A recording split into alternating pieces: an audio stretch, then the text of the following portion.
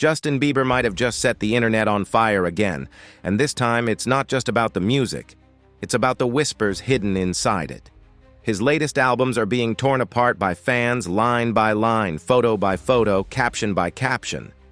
And the question lingers. Is this just another round of fan over-analysis, or is Justin deliberately leaving breadcrumbs about feelings he can't shake?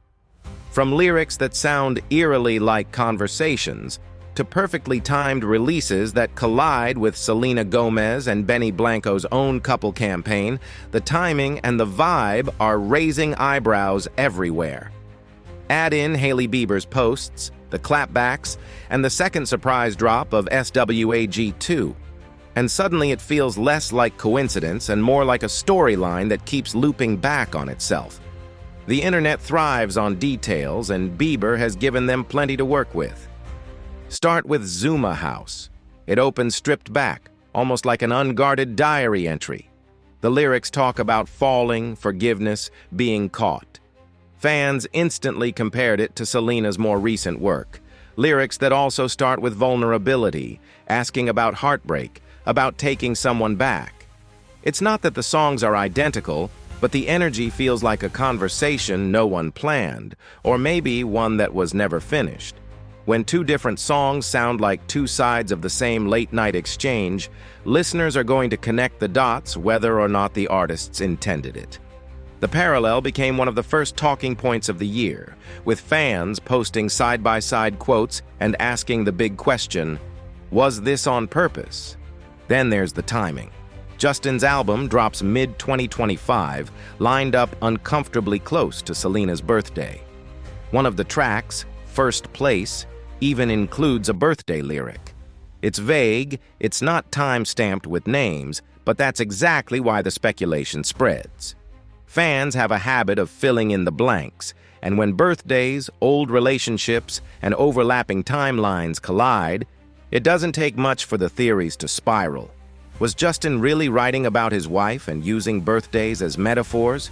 Or did the month chosen for the album rollout add a layer of double meaning that no one can ignore? But let's be real, what really set the internet ablaze wasn't just the lyrics, it was the title. SWAG, a word that defined Bieber's early rise back in the 2010s, suddenly resurrected. And fans, being fans, noticed something they couldn't stop posting about. SWAG just so happens to contain the letters S and G. Selena Gomez. At first, people laughed it off as another stretch, but the more it got repeated, the harder it was to dismiss. Nostalgia plays tricks. A word dragged from Bieber's old dictionary becomes a headline all over again. Coincidence? Playful word choice? Or the most subtle nod imaginable? No one can say. But once it's pointed out, you can't unsee it. Now, zoom out to the visuals. In March 2025, Selena and Benny rolled out their joint album, soft-lit, full of couple shots, a campaign that screamed love, security, tenderness. A few months later, Bieber pushes out his own rollout for Swag. And for the first time ever, his album aesthetic is drenched in couple core too. Romantic shots, polished couple energy, intimate poses. Fans didn't miss the parallel. He'd never built a rollout around his marriage like that before. Then, right when speculation was at its peak, September arrives, and Bieber drops SWAG 2, a surprise sequel album that stirs the pot all over again. That timing feels like a deliberate 1-2 punch. Whether you see it as competitive mirroring, subconscious influence, or just strange coincidence, the optics keep the comparisons alive. The tracks themselves feed the narrative even more. Daisies drips with longing, counting days until seeing someone again. Is it nostalgia for the early honeymoon phase with Hailey, or a nod towards someone else entirely? Then, Way It Is drifts into escapism, painting a dream of running away, finding a quiet place no one else knows about. That kind of writing sits right on the edge between marital reflection and unresolved memory. Walking Away pushes further, sketching a picture of tension, patience tested, promises made and remade. The refrain, "I ain't walking away," feels like both reassurance and confession, as though the song itself knows how fragile the balance really is. "Too Long" takes a darker turn. It's frustrated, restless, even critical. Lines about waiting too long, about egos being stroked instead of substance being delivered. It doesn't sound like the soundtrack to blissful couple life. It sounds like someone venting, whether about himself, his partner, or a shadow of the past. The ambiguity is the fuel. This song in particular became one of the internet's favorites to dissect. Every pause, every line clipped out and reposted, captioned with, "Who is this really about?" And then comes "Go Baby." Suddenly, it's not ambiguous. This is a straightforward tribute to Hailey. Name drops, quirks, her internet presence, her case, her lip gloss. It's bubbly, direct, and meant to shout her out. But that clarity didn't cool the speculation. It divided it. Some fans thought it was cute, grounding the album in the present and leaving no doubt. Others felt it was damage control, a song that had to exist to counterbalance everything else. The reception itself became part of the story, with comment sections mocking, praising, and tearing apart the track in equal measure. Whatever side you fall on, it makes one thing clear. The album isn't a clean tribute to one person. It's messy, layered, and contradictory, which is exactly why people can't stop talking about it. The contradictions only sharpen with songs like "Silent Treatment," "Used to Be Us," and "Replay." "Silent Treatment" hits on the cold reality of sitting in silence with someone. Both people pretending, both scrolling through their phones. That's not a picture of harmony. It's a picture of disconnection. "Used to Be Us" takes it deeper, mourning a connection that feels rehearsed now instead of real.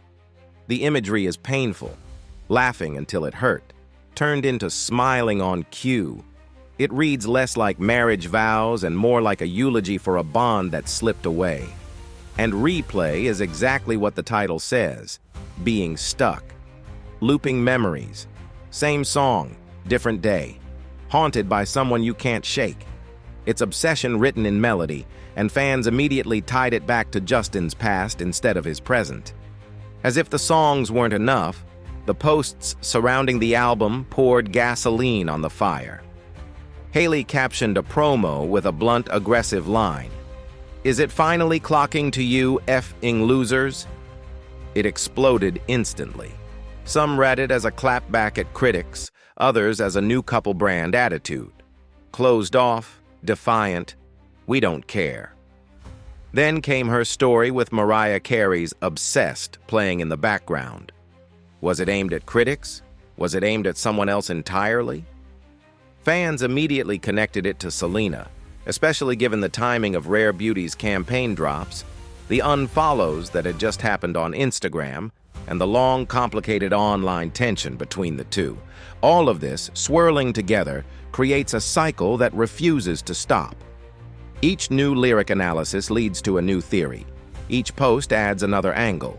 Each photo gets zoomed in on, dissected for body language, facial expression, or lack thereof. One viral comment compared Justin and Hailey's promo shots to Selena and Benny's, noting how Hailey's gaze looked filled with love, while Justin's stare felt vacant, almost distant. That comparison alone sparked thousands of threads, each one spinning the narrative further. And then came SWAG2. Dropping just 2 months after the first, it felt less like a bonus and more like a strategic encore. Fans were already spiraling from the first record, and suddenly they had a whole new set of lyrics and aesthetics to comb through. Whatever theories had started in July, September guaranteed they wouldn't die out anytime soon. If this was PR strategy, it was brilliant. If it was just an artist releasing music on instinct, the coincidences stacked up almost too neatly. Here's the real question. Is this all by design? Is Justin a master of subtle messaging, planting clues for fans to chase, feeding the machine while staying vague enough to never have to confirm anything? Or are we the ones creating meaning out of chaos? seeing faces in the clouds because it's more fun than just letting the music be the music. The truth probably lives somewhere in between. Artists write from real emotion. Those emotions get translated into lyrics, sometimes blunt, sometimes poetic. Once the songs are out, they don't belong to the artist anymore. They belong to the audience. And this audience has never let go of the Selena storyline. The internet isn't just listening to Bieber's albums. It's writing its own version of them. It's mapping lyrics to paparazzi shots, captions to old timelines, song titles to past pets, initials to names, aesthetics to aesthetics. It's a never-ending detective story where the clues don't even have to be intentional to matter. They just have to exist. And every time Justin, Selena, Haley, or Benny makes a move, the story gets another chapter. Maybe Justin is just putting his heart into songs and people are reading too much.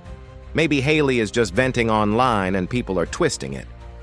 Maybe Selena and Benny are just living their lives and the internet is projecting. But maybe, just maybe, there's a reason the coincidences stack up so perfectly. Maybe deep down, the overlap is intentional, whether as therapy, as art, or as quiet commentary on what could have been. Whatever the truth is, one thing's undeniable. The music isn't landing in silence. It's landing in a storm of theories, edits, reactions, and debates. And that storm isn't going to end anytime soon. Because when it comes to Justin and Selena, fans aren't just hearing music. They're hearing history, reliving a saga that defined an era of pop culture. And as long as the songs keep dropping, the theories will keep spinning. So, what do you think? Is Justin sending coded messages through his lyrics, or are we all just reaching for patterns because we love the drama? Are these songs love letters, therapy sessions, or just cleverly timed PR moves designed to keep the internet buzzing? Drop your take in the comments because no matter where you land, the story isn't finished. Not with albums rolling out back to back, not with posts that read like clapbacks, not with visuals that line up too neatly to ignore.